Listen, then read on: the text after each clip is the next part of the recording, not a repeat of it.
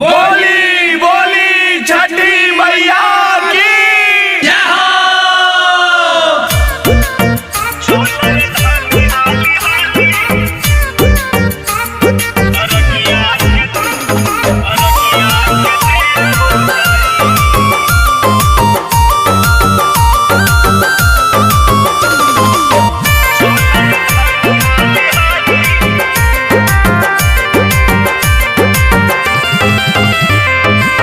हमारा बुझाता कि अबेर हो जाई, सब लोग जब घरे आवे लगी तब चलू का। आवतानी जी। हमारा बुझाता कि अबेर हो जाई, ऐसे जे चलबू सबेर हो जाई। चल ये धनी हाली हाली अरगिया के देर हो जाई।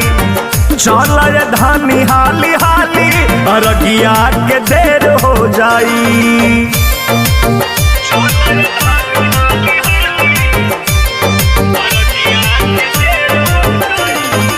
म्यूजिक बाय राय साहब सिंह।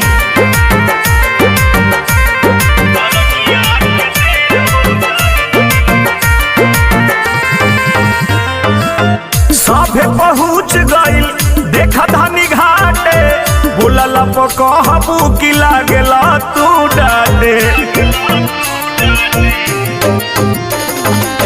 सभे पहुँच गइल देखा धनी घाटे, अब बोलला कहबू कि लागेला तू डाटे।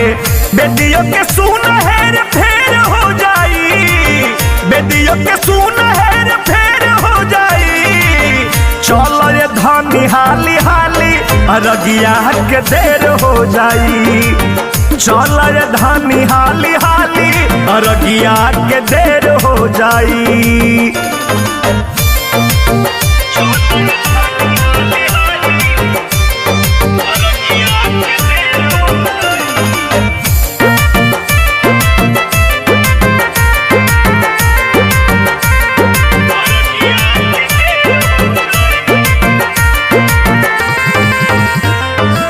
राय नीलेश कब के लेके गईले दौरा, अब हिले डाललू न कोसिया में चौरा।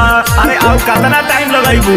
बस हो गई बस चलते बानी जी। साहिद नीलेश कब के लेके गईले दौरा, अब हिले डाललू न कोसिया में चौरा। घाटे पर भीड़ ढानी ढेर हो जाई, घाटे पर भीड़ ढानी ढेर हो जाई। चल ये धनी हाली हाली अरगिया के देर हो जाई। चल ये धनी हाली हाली अरगिया के देर हो जाई।